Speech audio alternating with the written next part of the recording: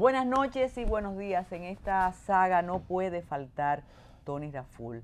A él le gusta que le diga cuánto lo quiero, cuánto lo admiramos, pero en este caso él viene a seguir con el homenaje a Manolo Tavares justo 50 años después. Y Sagrada, siempre hemos dicho que Tony adora la epopeya del 14 de junio, tiene una reverencia que a veces me preocupa porque, sí, porque podrías no ir más allá de la emoción en estos casos. Y como te hemos dicho, en plan irreverente, Sagrada y yo, hay aspectos de esta gesta que pueden ser criticados y analizados.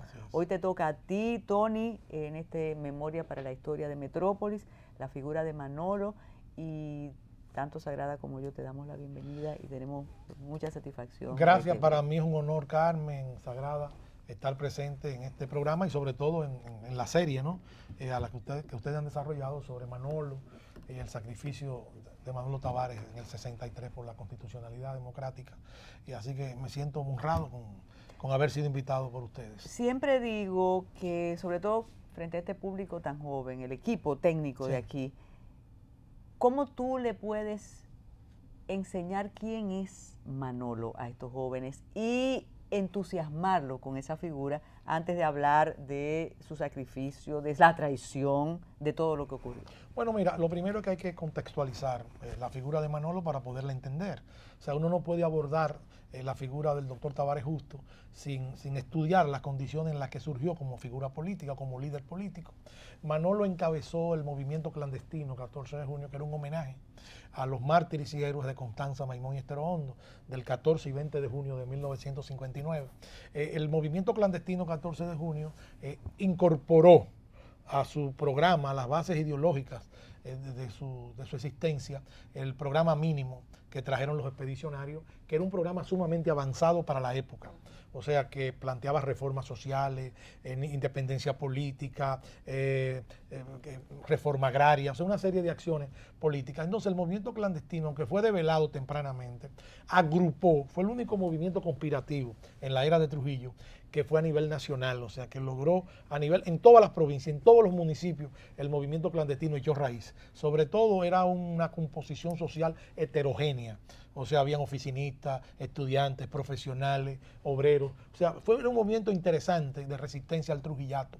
Entonces, el develamiento temprano del movimiento conllevó tortura, asesinatos, una represión generalizada, cayeron presos cientos y cientos de jóvenes representativos de diferentes clases sociales, incluso algunos de ellos hijos de funcionarios del gobierno de Trujillo, de la dictadura de Trujillo. Ya en ese proceso provocó, yo creo que uno de los acontecimientos más importantes de la vida política nacional en ese momento, que fue la pastoral de la Iglesia Católica del 25 de enero de 1960, que fue leída en toda la parroquia el 31 de enero, es el documento de ruptura de la Iglesia Católica con el trujillato, en que hace crítica a la represión contra los jóvenes, demanda la libertad de los jóvenes, e incluso es capaz en ese documento la alta clerecía católica de hacer críticas a la estructura política del Estado. Entonces eso provocó la ira del tirano, porque la Iglesia había estado silenciada, o era una colaboradora pasiva del régimen, y no se había producido un acontecimiento, y eso lo produjo el develamiento del complot del 14 de junio. Entonces esto evidenció la ruptura, el rompimiento de Trujillo, el ataque sistemático, desconsiderado contra los prelados, en un pueblo sumamente católico, sobre todo en ese momento de fe religiosa. Yo creo que el 90% de la población era católica, no creo que exageren. Y esto creó las bases también de un gran descontento nacional con el trujillato. Si vemos el proceso del 14 de junio y vemos luego la muerte de las hermanas Mirabal en noviembre, que fueron partes gestoras del movimiento, sobre todo Minerva Mirabal, nos damos cuenta de que el 14 de junio echó profundas raíces, digamos, en la sociedad política de su tiempo, y que ese sacrificio se reprodujo en una toma de conciencia de sectores importantes de la población en la necesidad de liquidar el trujillato.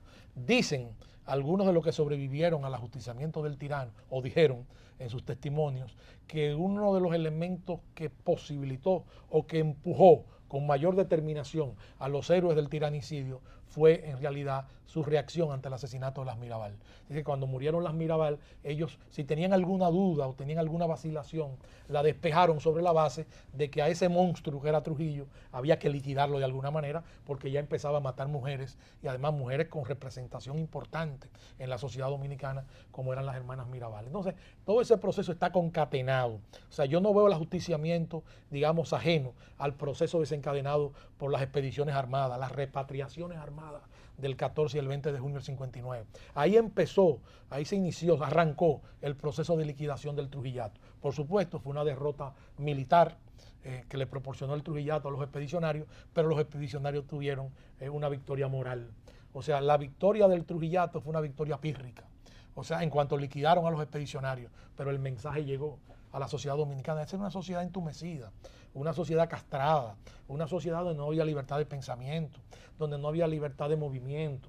Entonces el pueblo dominicano, una parte del pueblo estaba adocenado. O sea, aquí no había reacción, eran pequeños grupos los que encabezaban la resistencia contra el Trujillato. Y esto le permitió al trujillismo de alguna manera manejar la gobernabilidad de manera absoluta, autoritaria, despótica, tiránica. Entonces es el 59 el que marca el inicio de ese proceso. Por supuesto, existen precedentes, o sea, las expediciones de Luperón también sembraron en el alma nacional, digamos, algún tipo, nivel de conciencia, pero es el 14 y el 20 de junio del 59 el detonante, el proceso que marca el fin de la dictadura de Trujillo. Fíjate que después de la gesta del 14 de junio, Trujillo comete errores incluso increíbles, como fue su involucramiento en el asesinato, en el intento de asesinato del presidente de Venezuela, Rómulo Betancourt, y eso ocasionó las sanciones de la OEA en la conferencia de San José de Cancilleres. O sea, ¿qué te quiero yo decir? Que entre 1959, entre el 14 de junio del 59 y el 30 de mayo del 61, ocurren demasiados acontecimientos simultáneos que propician el derrocamiento de Trujillo. ¿Por qué después del 30 de mayo del 61, el 14 de junio no se fortalece y la figura de Manolo no se convierte en la figura catalizadora de las demandas nacionales? Bueno, espérate, a raíz de la muerte de Trujillo, aquí habían 3 partidos fundamentales. Claro, yo recuerdo, a raíz de la muerte de Trujillo se crearon 27 partidos, pero aquí habían 3 partidos mayoritarios. El PRD, la Unión Cívica Nacional y el 14 de junio, que se llamaba Agrupación Política 14 de junio. Y 3 líderes importantes, Juan Bosch, Viriato Fiallo y Manolo Tavares. O sea, estaban al mismo nivel. Es más, las más grandes concentraciones populares que se organizaron entre el 61 y el 63, o sea, en la legalidad política, la convocó el 14 de junio. O sea, fue el 14 de junio el que convocó mayores masas. Claro, pero ¿qué pasó? Pero voy ahí. Entonces, ¿qué sucede? Por supuesto, el 14 de junio era una entidad muy heterogénea, donde participaban muchos sectores conservadores, moderados, más progresistas, menos progresistas. Entonces, el 14 de junio se vio abocado a varias divisiones políticas. Desde el mismo 1961, cuando emigraron los cívicos del 14 de junio. Los cívicos porque un grupo importante de catorcistas que habían estado presos en las ergástulas de la dictadura, cuando vieron la tendencia del 14 de junio a posiciones progresistas, de cuestionamiento del orden político vigente, entonces renunciaron masivamente y se fueron a la Unión Cívica Nacional, que era el partido conservador por antonomasia, representaba a los grupos más conservadores del ambiente político. Entonces, esa fue una división que de alguna manera afectó al 14 de junio. Luego vino otra división del 14 de junio, cuando se produjo el intento de formación de un partido paralelo llamado Partido 14 de Junio, encabezado por uno de los luchadores catorcistas más importantes, Calle Grisante, y un grupo importante de catorcistas que renuncian del 14, cuestionando la línea política del 14 de oposición a los procesos electorales inmediatos y la tendencia evidentemente progresista que acercaba el 14 de junio al ejemplo de la Revolución Cubana. ¿Cómo tú sitúas a Manolo en ese proceso? Porque estás hablando ya desde el mismo 61, empiezan a darse las renuncias, las divisiones, ha señalado 2, después vinieron otras. De conservadoras por un lado y también de extrema izquierda. Ah, sí, claro. Como la que encabezó Manzano. Sí, porque Manzano, el ingeniero Alfredo Manzano, sí, que era un hombre de la más alta dirección del 14, sí, planteaba que el 14 de junio tenía que hacer una alianza con el MPD, sí, o sea, con el Movimiento Popular Dominicano de Máximo López Molina, que era el grupo comunista reconocido en ese momento, sí, o se le reconocía a López Molina como, sí, el líder comunista. Entonces planteaba que la alianza debía forjarse a través del Movimiento Popular Dominicano. Manolo y el 14 de junio en sentido general no estaban de acuerdo por diversos tipos de razones, ¿no? Entonces esto provocó un irrespeto a la figura de Manolo, un cuestionamiento a la figura de Manolo. Entonces el Comité Ejecutivo Provisional decidió expulsar a Manzano por considerar que había faltado a los principios que demandaba el respeto a la figura del líder del partido. En ese momento todo el equipo de prensa y radio, con excepción solamente de uno de sus miembros, todo el equipo renunció en solidaridad con Manzano. Se fueron varios compañeros ahí en solidaridad con Manzano. Aquí José Israel Cuello habló sobre el tema. Sí. Eso fue definido en ese momento como el enfrentamiento o la crítica con un grupo de izquierda prácticamente más avanzado o con posiciones más avanzadas que la que el 14 de junio tenía en ese momento, aunque el motivo de la renuncia realmente fue la solidaridad con Manzano, que sí planteaba. Pero el germen de la división ha estado presente aquí en los movimientos de avanzada desde el inicio de la vida republicana. En todos los grupos, en todos los sectores. Bueno, entonces a partir de ahí, el 14 enfrentó todas esas posibilidades. Manolo, en un informe que yo creo que es importante leerlo todavía en tiempo presente, el 8 de diciembre del año 1962, en la que el 14 de junio en su asamblea, asamblea de delegados, sí, decide no participar en las elecciones del 20 de diciembre del 62, Manolo hace una evaluación de la situación del 14 de junio en ese momento. Y en esa evaluación Manolo señala múltiples errores, deficiencias, falta de vinculación con las masas, problemas con los comités municipales y provinciales, y dice que hay que resolver esas deficiencias que tenía el partido para lograr mayor incidencia en la población. Sin embargo, apenas 7, 8, 9 meses después se produce la insurrección sin que sepamos con exactitud si se habían corregido las deficiencias que Manolo en el informe del 8 de diciembre ante la Asamblea Nacional señaló de manera crítica. Lo que quiero decir con esto es, esto provocó, también el liderazgo de Manolo se catapultó, se proyectó.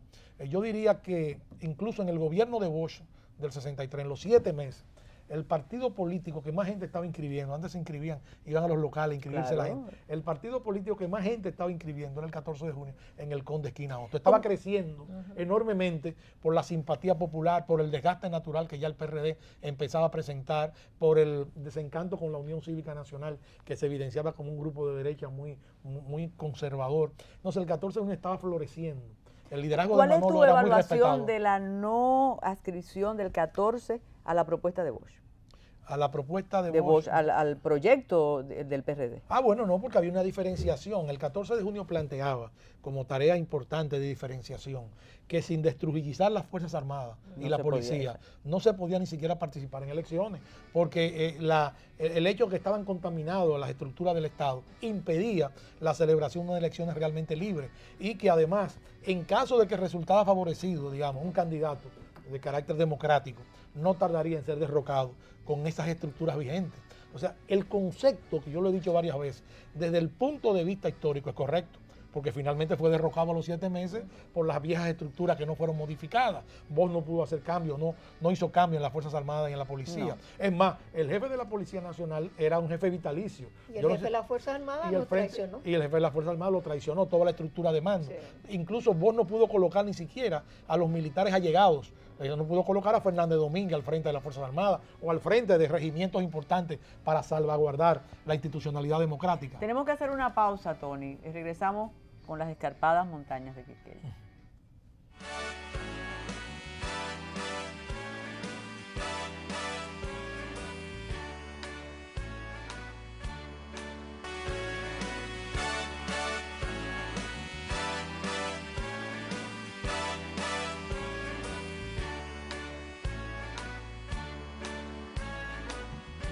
Sara, tú tienes un planteamiento que a veces es muy fácil desde ahora, desde la tranquilidad, juzgar, pero se hace la evaluación con las herramientas que tenemos ahora del proceso.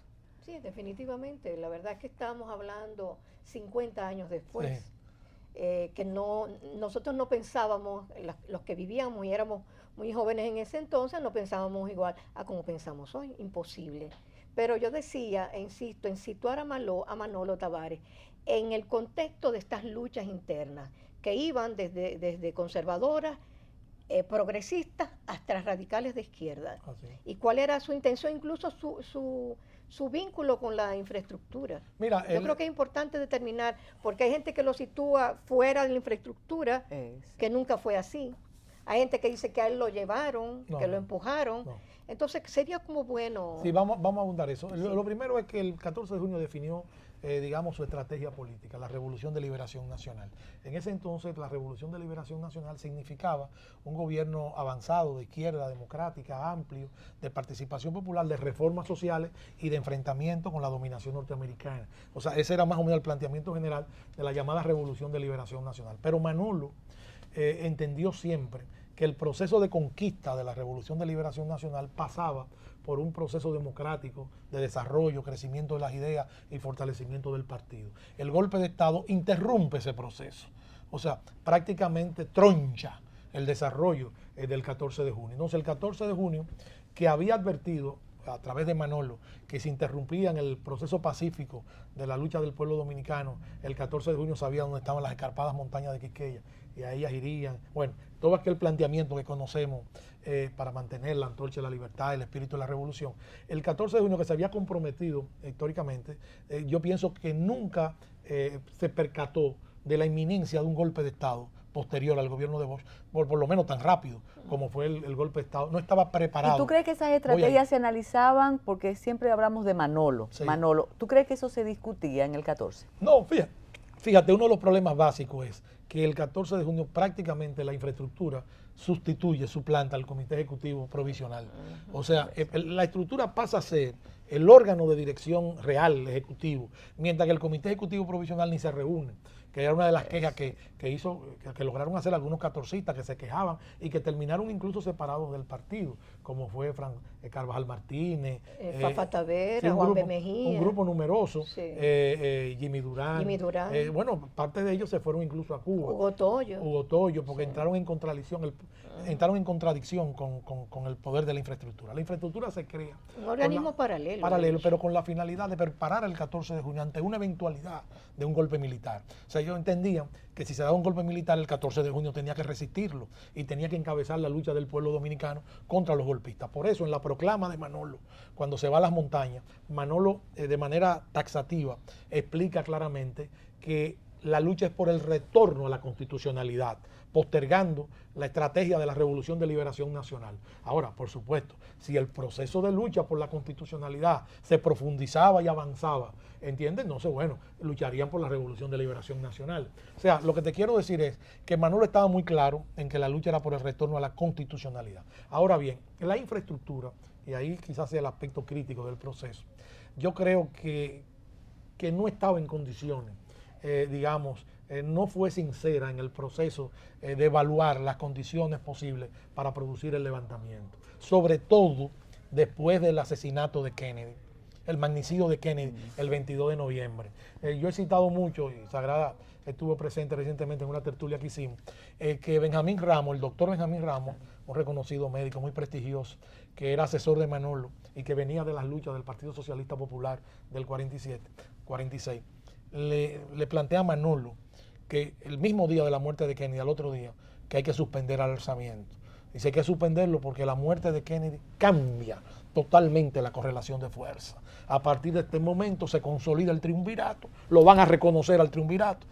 La administración Kennedy no había reconocido el triunvirato, por el contrario, había alentado un contragolpe contra el triunvirato. Dice, lo van a reconocer, se van a unificar, ¿no?, transitoriamente, y van a identificarnos a nosotros como el peligro comunista. O sea, van a lograr unificar una serie de sectores que estaban fraccionados. Todo eso lo explica Manolo. Pero parece que la advertencia del doctor Ramos no fue solitaria, que otras advertencias le decían a Manolo pero a un grupo que no era prudente ni políticamente correcto en ese momento. Bueno, antes de eso, en el mismo mes de septiembre, ya cuando tuvieron que irse del país, Fafa Tavera, Jimmy Durán, Hugo Toyo y Norge Botello habían escrito una carta a Manolo donde criticaban la suplantación de la dirección política del partido por la infraestructura y estaban en rebeldía contra las infraestructuras. Entonces Manolo lo que hace es que los exhorta a que se integren para fortalecer las posiciones, pero ellos no estaban de acuerdo con ese proceso.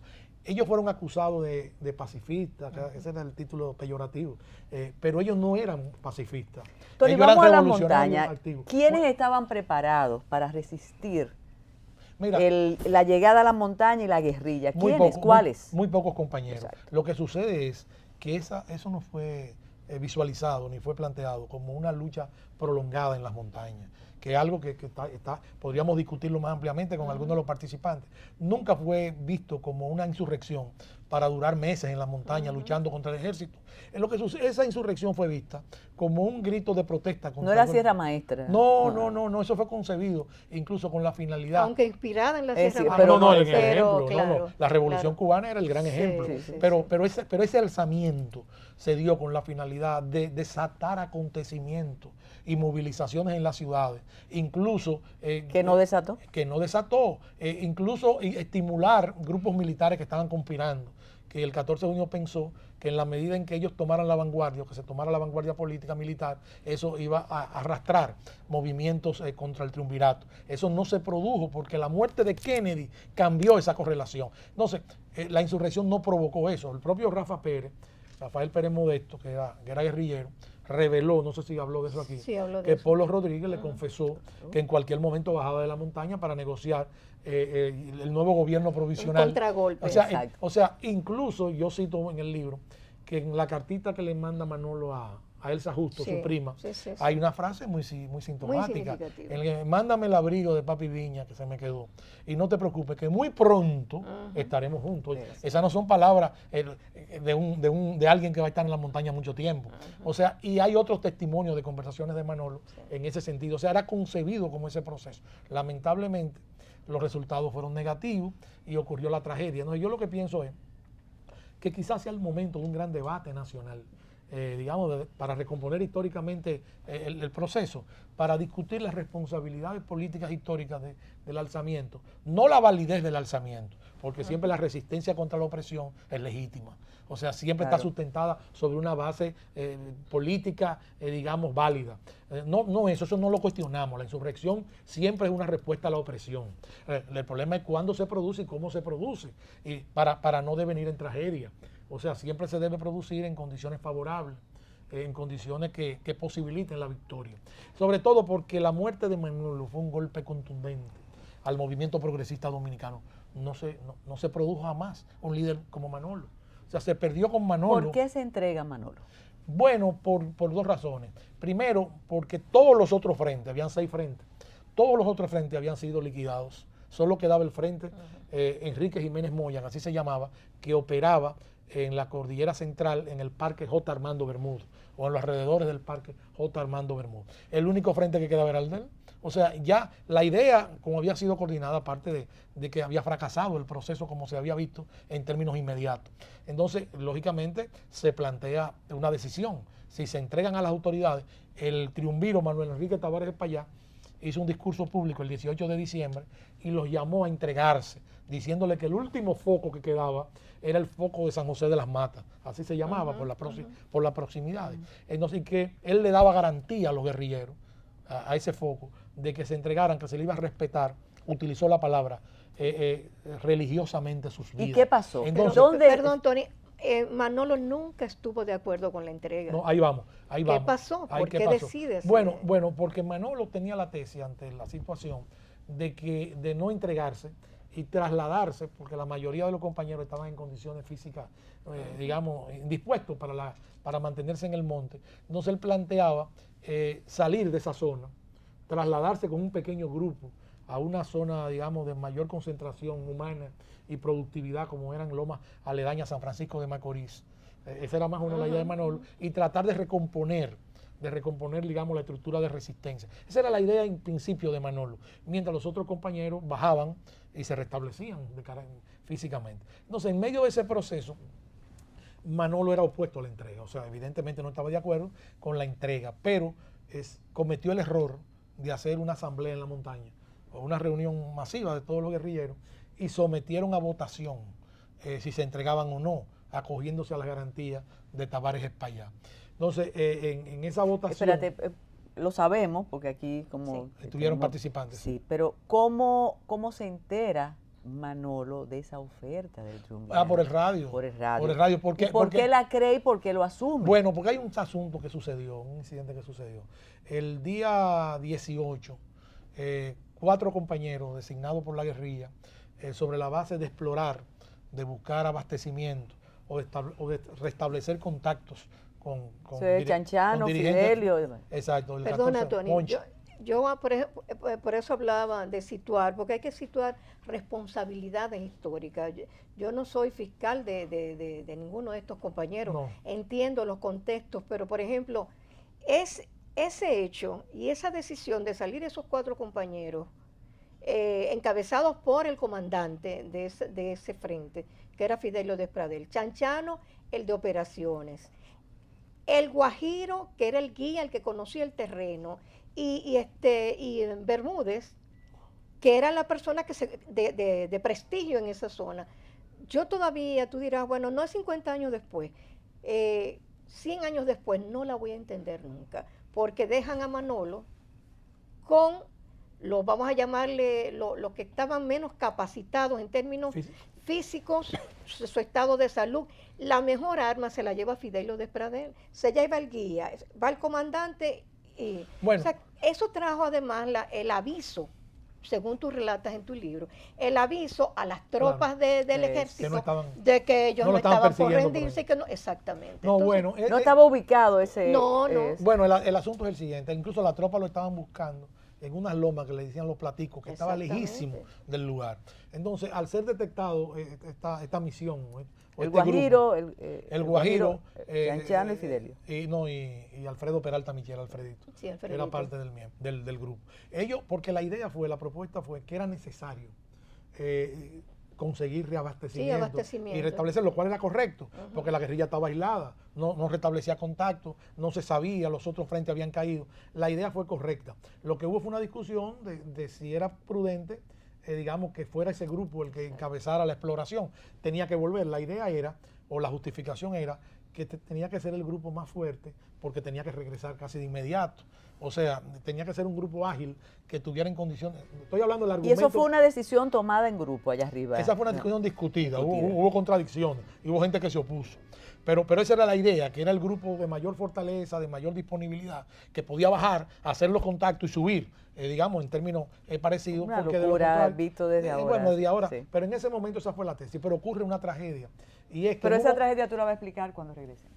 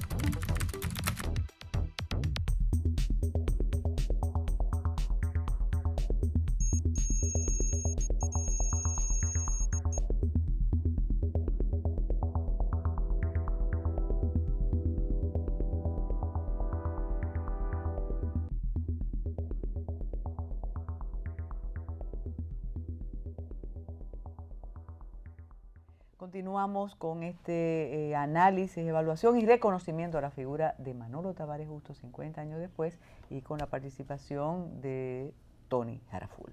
Nos quedábamos en el descenso de la montaña.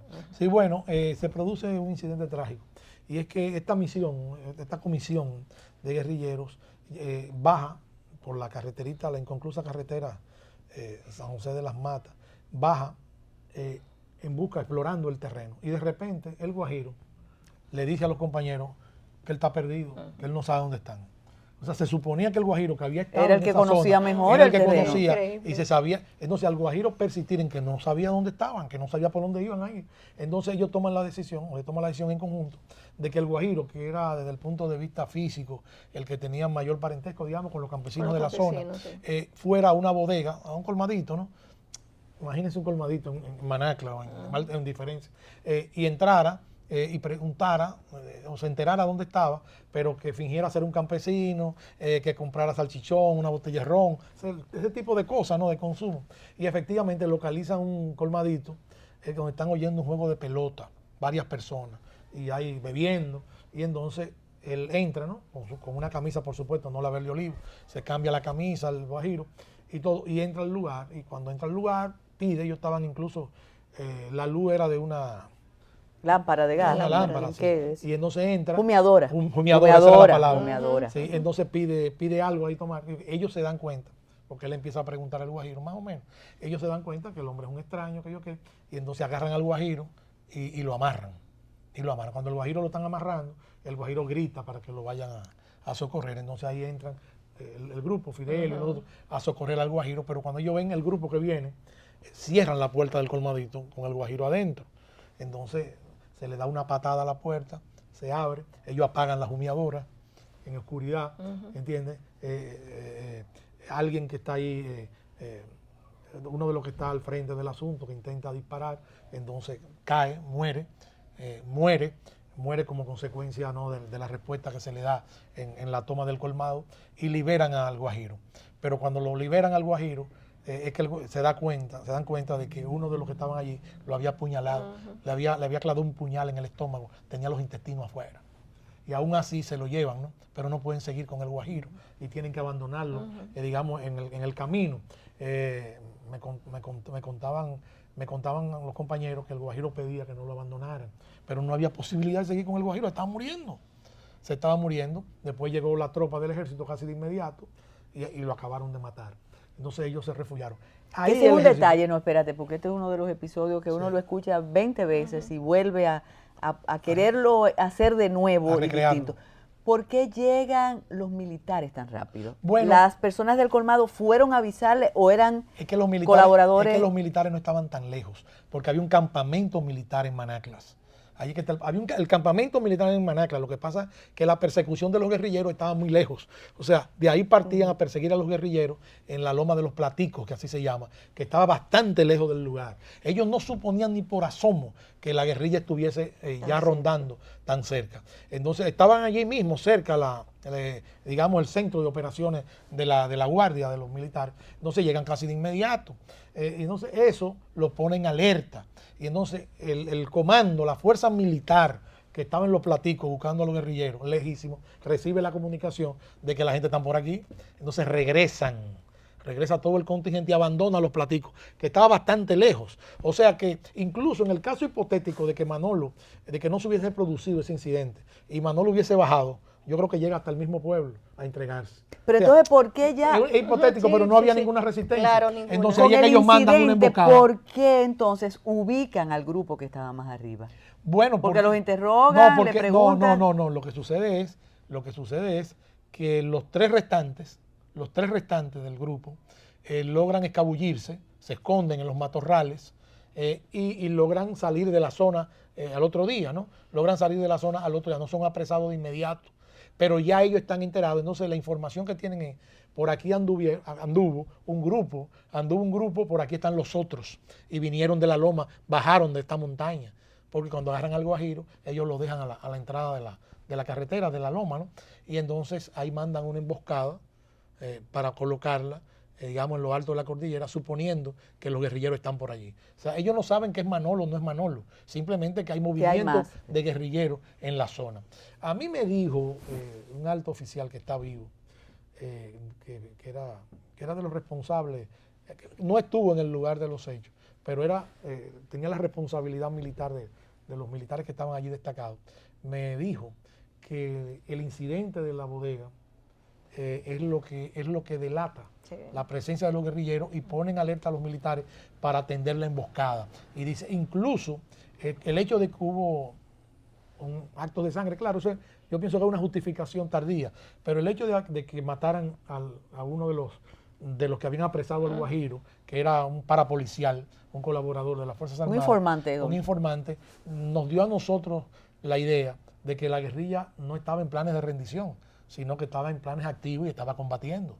O sea, entonces eso cambió la actitud de ellos. Del triunviro. Eso es lo que ellos dicen.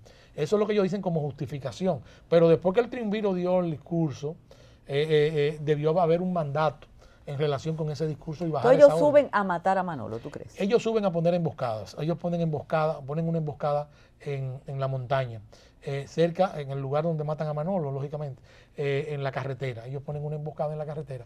Cuando los guerrilleros avanzan... Porque paralelamente a eso se estaba con la cuestión de la entrega.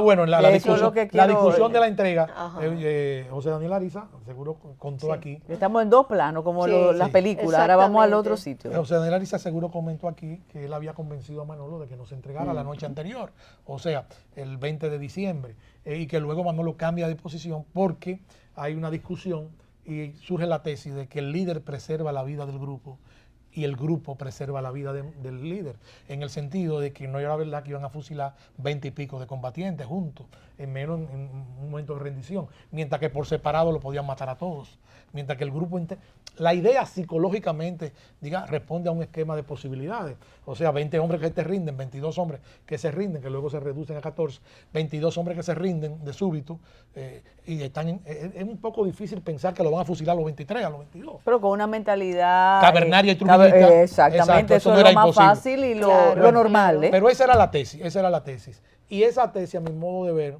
subestimó y desconoció el incidente de la bodega en la que muere un agente parapolicial, un colaborador de las Fuerzas Armadas, y coloca a la guerrilla en actividad, en supuesta actividad, digamos, de guerra en ese momento. Entonces, subestimaron esa posibilidad y logran presionar a Manolo.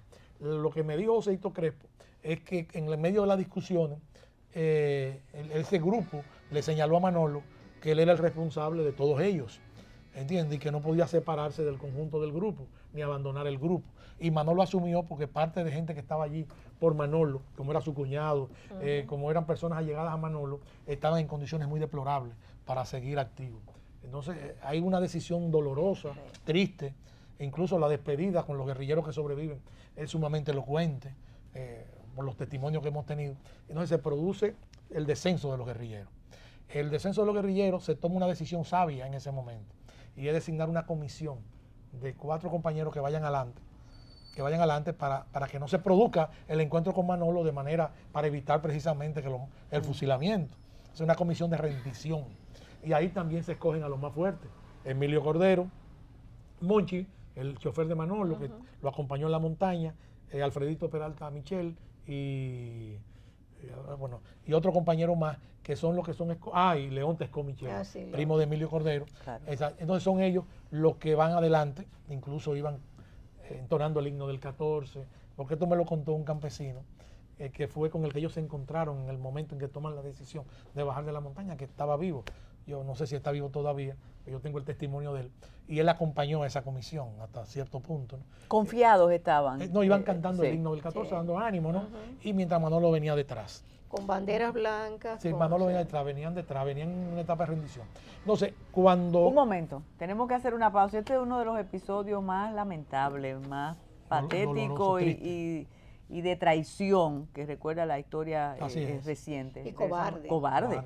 Regresamos de inmediato.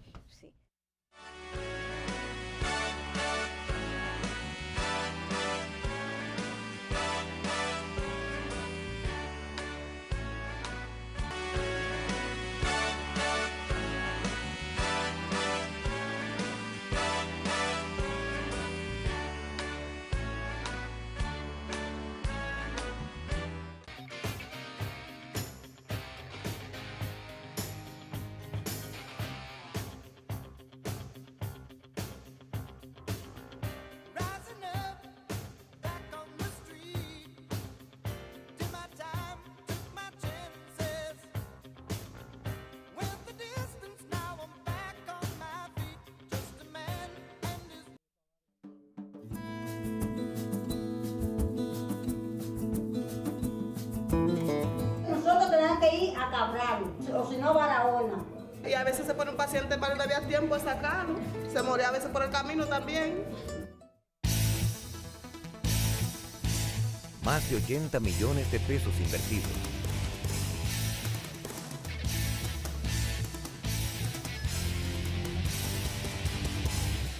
Ahora mismo estamos dando las consultas, tanto pediatría, ginecología y servicios de emergencia.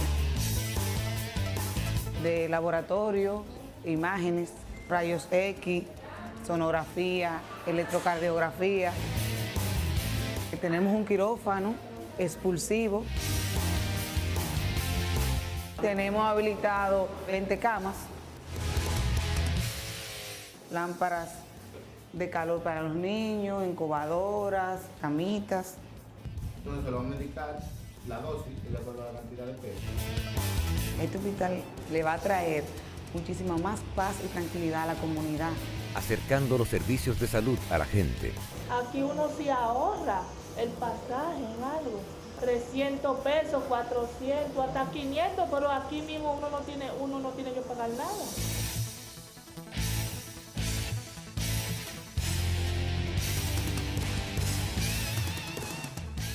Pero aquí yo que me siento bien con la doctora, chequeándome. Este bebé yo no quiero parir aquí. La propuesta de Emilio Cordero, que fue el que... Hay tantos nombres de personas que participaron, que 50 años después todavía, y eso lo hemos discutido mucho, titubeamos, pero hay responsabilidades civiles. Pero llega la avanzada previo a la entrega de Manolo. Bueno, la avanzada va lógicamente al contacto con los militares. Ellos esperaban llegar al pueblo, o sea, bajar para poder formalizar la entrega de Manolo. Pero de repente viene un jeep militar con 2 militares y con una cantidad enorme de cazabe, que lo iban a llevar hacia la avanzada, hacia la emboscada, o sea, alimentar a los militares, llevando comida. ¿Ese fue casualidad, ese jeep? Una casualidad, el azar. Y entonces ellos se esconden cuando ven que va subiendo el jeep. Pero cuando ven que vienen 2 militares, deciden dejar las armas y salen con las manos en alto y detienen el jeep. Los militares salen del jeep, ¿no? ¿Verdad? Y las armas. Entonces uno de ellos va con ellos a entregar las armas que están detrás y ellos le exigen que se quiten los pantalones. Y entonces los guerrilleros se ven obligados a quitarse los pantalones. Y entonces el único que no podía sacarse los pantalones era Emilio Cordero Michel, porque no le salían, parece que un problema de la bota o de estrechez del pantalón. Bueno, no le salían los pantalones. Y de repente, mientras el otro buscaba las armas buscaba las armas donde le dijeron que estaban atrás, el guardia, apellido Tapia, según lo describe Emilio Cordero Michel, el doctor Cordero Michel, sin más para acá ni más para acá, ellos estando sentados, empieza a disparar con la ametralladora a matar. Y cuando va a dispararle a Emilio, se tranca el azar fusil. tuyo. El azar, se tranca el fusil en ese momento y uno de los que están heridos salta, se tira en el barranco, que es Alfredito Peralta Michel herido, y desaparece, pero mueren ahí Monchi y León Tesco Michel. Entonces, cuando quieren matarlo, no tira. Y entonces ahí llega el otro cabo diciendo, no dispare, no sea asesino, una cosa increíble. Sí. El otro guardia, no lo mate. Y prácticamente le salvan la vida a Emilio y llevan a Emilio al destacamento militar, o sea, al campamento militar, donde lo recibe el general, el coronel Ramiro Matos, que estaba al frente. El coronel Ramiro Matos había regresado de los platicos, estaba bastante lejos, había regresado, no se había incorporado todavía a la búsqueda de los guerrilleros, por su experiencia de la antiguerrilla. Y entonces le entregan a Emilio a Ramiro Matos, que lo interroga inmediatamente. Entonces Emilio le dice que viene Manolo Tavares, preservarle la vida, o sea, la misión la va cumpliendo Emilio Cordero Michel. En ese momento muy nervioso por el incidente que acaba de ocurrir y le pide al coronel Ramiro Matos que vaya en auxilio para que evite una desgracia, un fusilamiento. Es como parece que era la tendencia de los militares en ese momento. Parece no era la tendencia. Sí, bueno, por los hechos. Y entonces envía a Cordero Michel a Santiago, a donde el jefe, Valdés Hilario, que está en Santiago, que se lo entregue y le dice a los militares, cuidado si le pasa algo a este hombre, que tiene que llegar a donde Valdés Hilario, que lo esté esperando, para evitar que lo mataran en el camino, ¿no? Ya que era una fuente importante de datos e informaciones. Y según el relato del coronel Ramiro Matos, entonces se dispone a ir al encuentro, digamos, de Manolo y de los compañeros que van bajando, o que se supone que van bajando, luego de la información que dio el doctor Cordero Michel.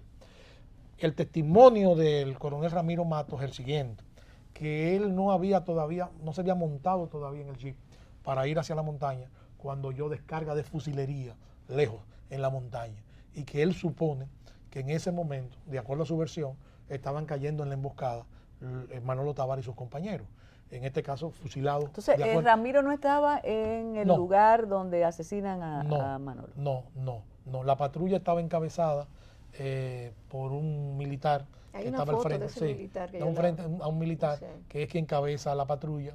¿Qué se produce en ese momento? Yo sostengo la tesis de que no fue una emboscada. No hay manera de que sea una emboscada. Primero porque si era una emboscada, por ahí mismo pasó Cordero Michel y el grupo y no fueron emboscados. Y se supone que ellos no sabían el grueso de los guerrilleros. Sí. Entonces, nosotros no pudimos nunca conversar con este militar. Que fue el que tiró la emboscada. Que era el responsable de la emboscada. Nunca pudimos conversar con él, murió en un accidente. Hubiese sido un testigo importante para dar informaciones sobre los últimos momentos de Manolo y del grupo. ¿No recuerdan el nombre? Apellido Gil Díaz. Claro. Tenía los apellidos, tenía Guido, pero invertido. Díaz Gil. Entonces, era el responsable de la emboscada. El coronel Ramiro Matos asegura que sí habían caído en una emboscada. Nosotros le señalamos que dudábamos de que habías caído en una emboscada porque entonces no hubieran pasado libres los 4 guerrilleros que pasaron primero, hubiesen caído en la emboscada. Yo lo que supongo es que ellos cuando iban descendiendo se encontraron con la patrulla militar. Incluso por testimonios diversos pudimos saber que no fueron fusilados de inmediato, o sea, transcurren unos minutos. Incluso Manolo es separado del grupo e interrogado fuera del grupo. Un militar cuyo nombre reservo, me confió luego de la publicación del libro, es más, en términos, digamos, relativamente recientes, me confió que conversando con Manolo, el grupo militar pareció entenderse, o digamos, respetar la figura de Manolo. Manolo le hablaba del motivo de la insurrección y que ellos no fueron con la finalidad de destruir a los militares, sino que era simplemente la constitucionalidad. En eso hubo diálogo, o sea, hubo parlamento entre los militares y Manolo, hasta que finalmente se dio la orden de ejecutarlo. Manolo tiene una bala, o tenía una bala, en la palma derecha de la mano. Todos los indicadores eran que estaban tratando de detenerlos, de detener el fusilamiento. Eso destroza la mano y, por supuesto, tenía no un bayonetazo, porque las tropas no tenían bayonetas, sino puñales. Lo mismo que hicieron con Camaño, y lo mismo que hicieron con los muchachos del 12 de enero, que también negaron que el ejército tuviese bayoneta, pero estaban perforados de puñaladas. Pero recuerda que Soto Jiménez dijo en una ocasión aquí que eso era un estilo. Sí, bueno, el caso es que así muere trágicamente Manolo. Cuando el coronel Ramiro Matos llega al escenario de los hechos, todo estaba consumado. Todo estaba consumado. Dicen que los militares estaban deseosos por terminar esto, porque venía Nochebuena, o sea, todo este tipo de leyenda, ¿no?, en relación con los apremios que tenían los militares por salir Matemos a estos muchachos rápido, que tenemos que cenar. Así es. Lo lamentable es que uno de los guerrilleros que logró salir con vida de los que fueron fusilados en principio, Alfredo Peralta Michel, fue encontrado 2 días después a orillas de un arroyo, y ahí lo acabaron de asesinar también. O sea, sobre todo por aquella idea de que en materia militar no hay heridos, o sea, hay muertos o detenidos, pero no hay heridos. Los heridos son liquidados inmediatamente. Muchísimas gracias, Tony Raful. Ustedes buenas noches y buenos días. Pero